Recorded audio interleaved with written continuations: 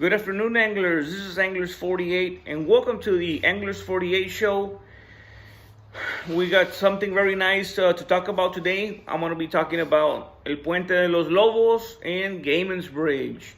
These two fishing spots right now are, pretty hot, pretty intense. There's a lot of fish action there. Anglers are limiting out, and this has kind of interests me because I know of a lot of people that go to those areas. Does anglers go there? No. That's not my cup of tea. I like more Port Mansfield, Arroyo, certain spots in Port Isabel and the island. Now, once again, El Puente de los Lobos and Gaymen's Bridge are both located on Highway 48, right? And now you know where I got my channel name from. I worked that area in El Puente de los Lobos years ago, and I made a killing every time that I went, and I'll get into that in a little bit. But we're gonna start first with El Puente de los Lobos, right? And this is the first overpass that you're gonna run into coming from Port Isabel, heading towards Brownsville. You're gonna see a lot of anglers fishing off the bridge. You're gonna see a lot of anglers trying to catch snook, red, drum, right off where the pillars are. You're gonna see anglers fishing along the fence that's there on the Bahia Grande, and it's a hot spot. People usually go and they put these generators, and they have these lights, when it gets dark. So El Puente de los Lobos, to start, produces snook, red trout, sheepheads, black drum, flounder, and other species. I believe I have fished maybe 3 times in all my life there off the bridge. And what I don't like about it is just too many people doing the same thing you're doing. You get hung up a lot. You're fishing shoulder to shoulder. You're just standing there for the most part, right? Just casting, reeling. And I prefer mostly, moving around, getting wet, trying a different spot, fan casting. That's my bread and butter, fan casting. And we can't do that. There's way too many people. The good thing about that is a lot of people, they drive up to that spot, right? And they have their pickup truck right there. Now, the place where I used to fish and Tony used to fish before it got outlawed is called the Bahia Grande, right? And the reason the Bahia Grande exists is because many years ago, people would drive to Brownsville or to Port Isabel, and a lot of sand would build on the roads, and it would get dangerous. So they dredged so that the water from the chip channel filled that field. In that field, for the most part, right? Because I haven't explored the whole Bahia Grande, but you're looking at about knee to, at the most, waist deep water, mostly up to the knee, and you're looking at big monster reds, big monster trouts there in that place. Unfortunately, they closed it. People are getting tickets for trespassing. If you go beyond the fence line, right, you will get a ticket. If you're on a kayak, you will get a ticket. And I don't believe the game warden is the one giving the ticket, right? There is a different department that is issuing citations, and they're pretty hefty citations. Before all of this, they used to have that sign with that bird, no trespassing, it's a bird sanctuary, that type of thing. I would fish, I would see others fish.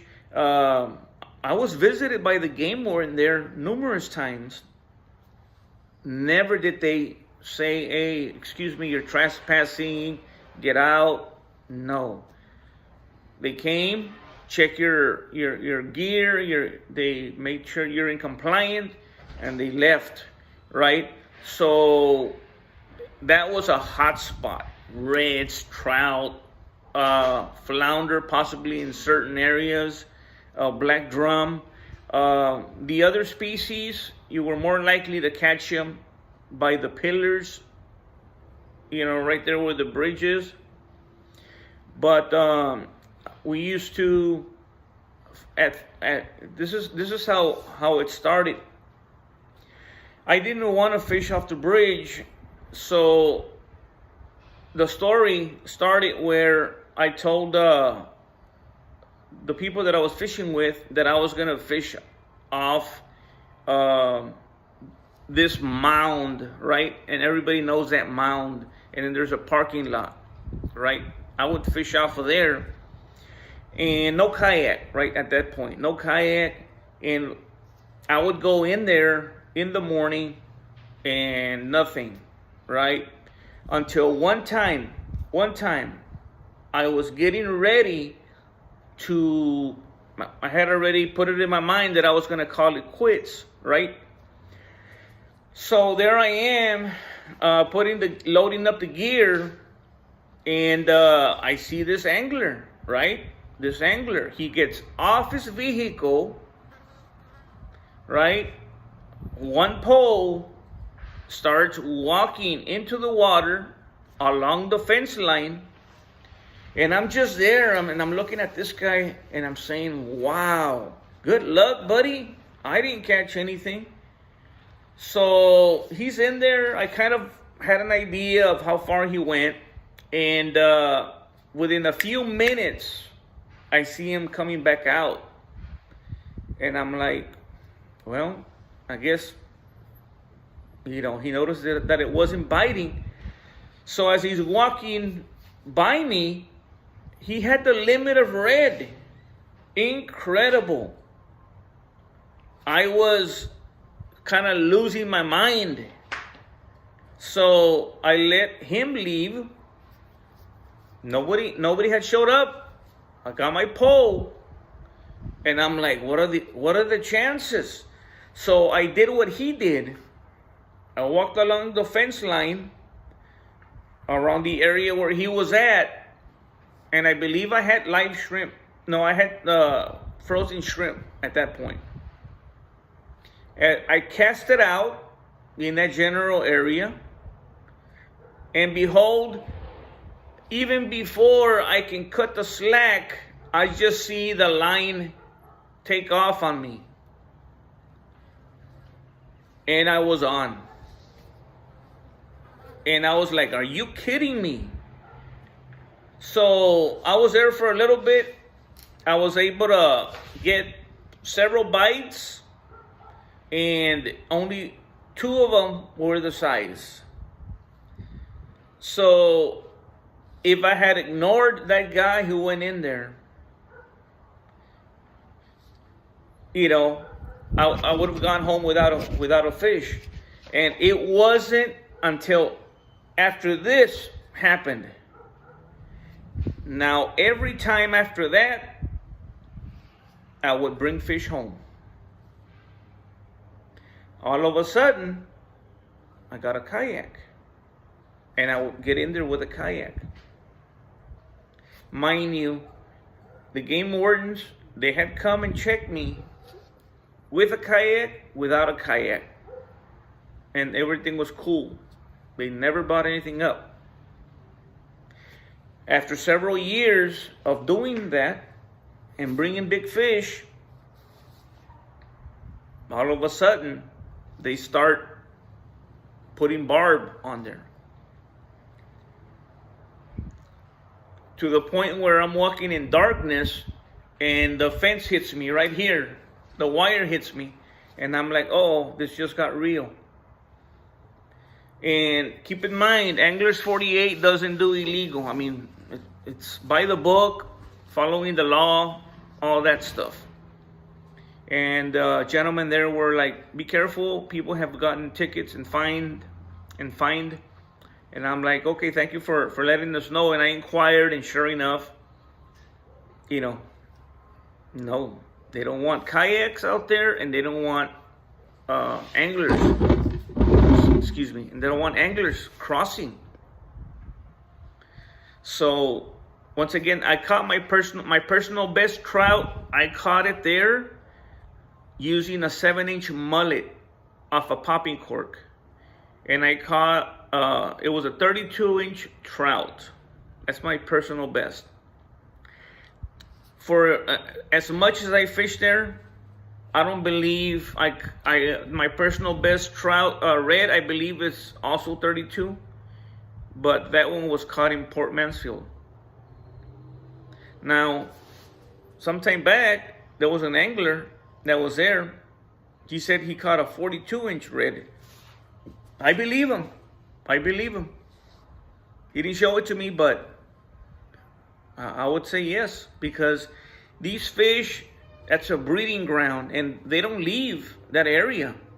They stay there. And they're growing and growing, but in that area, once again, I used to go to Pirates Landing. I would buy live shrimp, and pretty expensive. And then one time, I'm like, I don't got the cash for live, so I brought frozen shrimp, cooked shrimp by that, and it was still working. I'm like, you can't beat it. $5 for almost a pound, and it was working. That won't happen in Port Mansfield or Arroyo City, where you're putting cooked shrimp on your hook and getting, over here, small bag, or, a pound or a little bit less than a pound of cooked shrimp or raw shrimp, and that was doing the trick. So I was saving money that way. Artificial,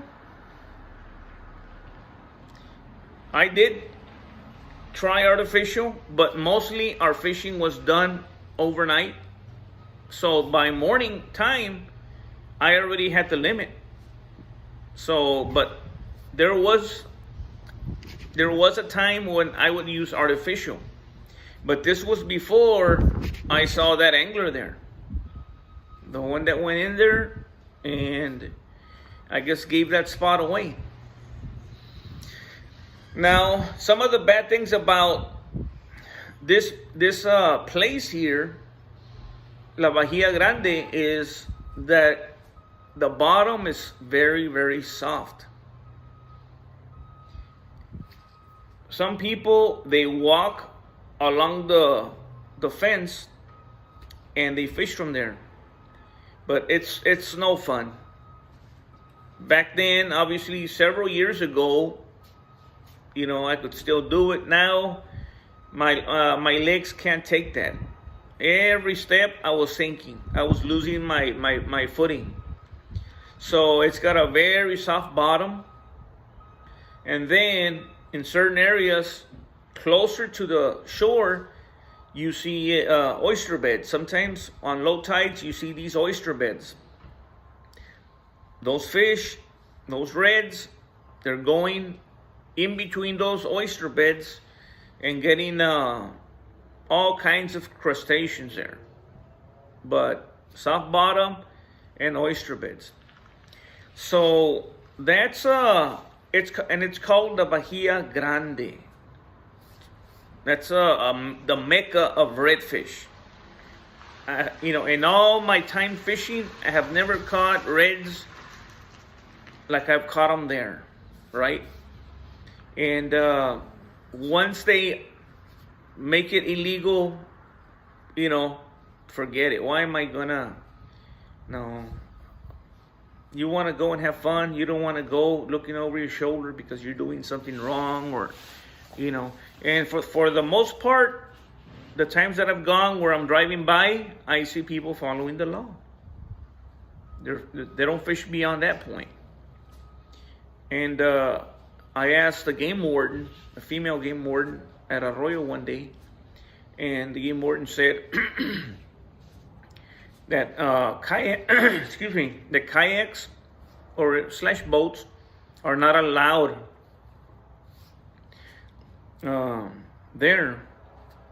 Even if you don't go across, even if you don't go across the fence, they're still not allowed, simply because they can't determine if you are across or not, right? So if they see that you're on a kayak, they're like, pues this guy, he was in there trespassing.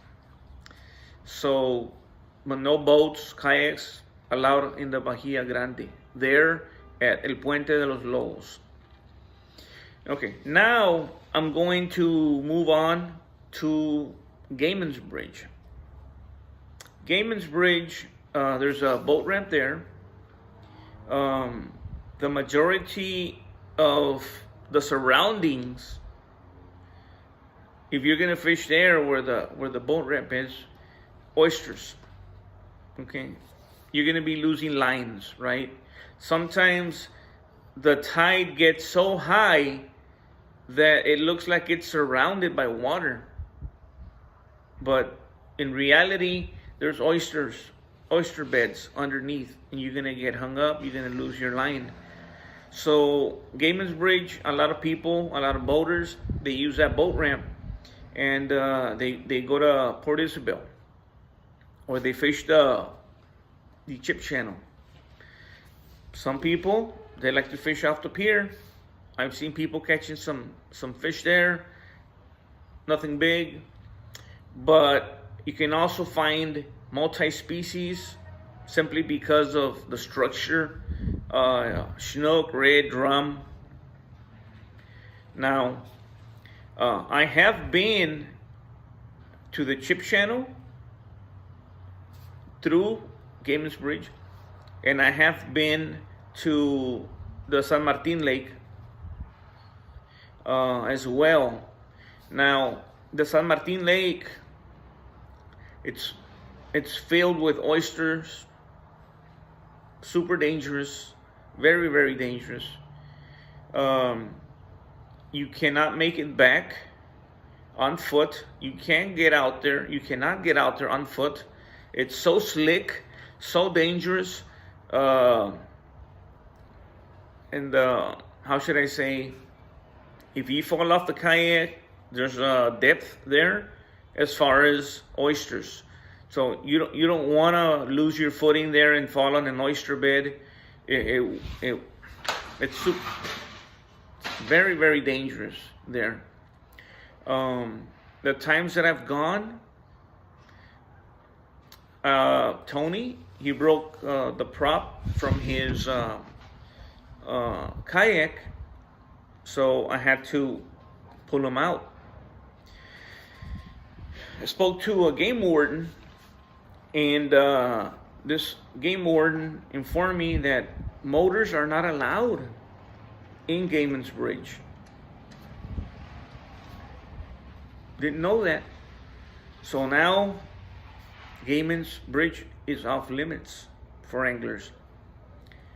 I have been there paddling on a kayak, but it was torture. It's insane. Coming back, especially coming back. Going, the water is still, there's no current, but on the way back, it's torture. It's no fun, So the good stuff about it, I hear a lot of anglers talking about the snook, and the snook, you're gonna find them where the mangroves are. Those mangroves, produce multi-species like sheephead, snook, red, trout, and flounder. I don't want to go back there. There's too many oyster beds. The type of fishing that I like, once again, I like to get down, and you can't get down there. No way you can get down there. And if you try, you can slip, hurt yourself, and no. So, for the most part, guys, that's pretty much it. You know, there in Gaymen's Bridge, I see a lot of anglers. Parking is not as good as it is in the Puente de los Lobos. People still go out there and park. You know, if it's high tide or if it rained, it's not really recommended. The footing can get pretty bad. It's very, very slick, you know, for those who want to fish from there, from the edge. Maybe once, like I said, I went into the chip channel, and I was there for about 4 or 5 hours, and it was tough. It was difficult, you know. Getting there wasn't, because I had the motor, right? But getting fish, it just wasn't biting, you know. So it was a challenge. I think I got skunked that day, you know, going towards the chip channel. So once again, guys, that's gonna be pretty much it here in Far Texas. I'm gonna try to continue these little discussions here on the show. I love talking about these little things. It's not something that I can just start talking after a fishing video, right? But because of this particular platform, I can do it. So if you have any comments, leave them there. Maybe this is where you guys like to do your fishing, you know, in Gaymen's Bridge or in Puente de los Lobos.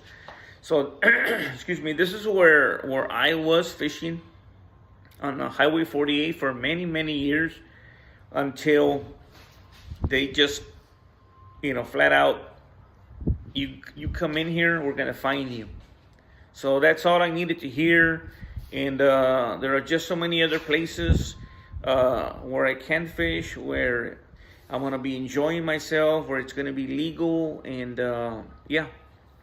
So until next time, guys, from Far Texas, here on the Anglers 48 show, y'all have a good one, and we'll see you. Thank you for tuning in, guys.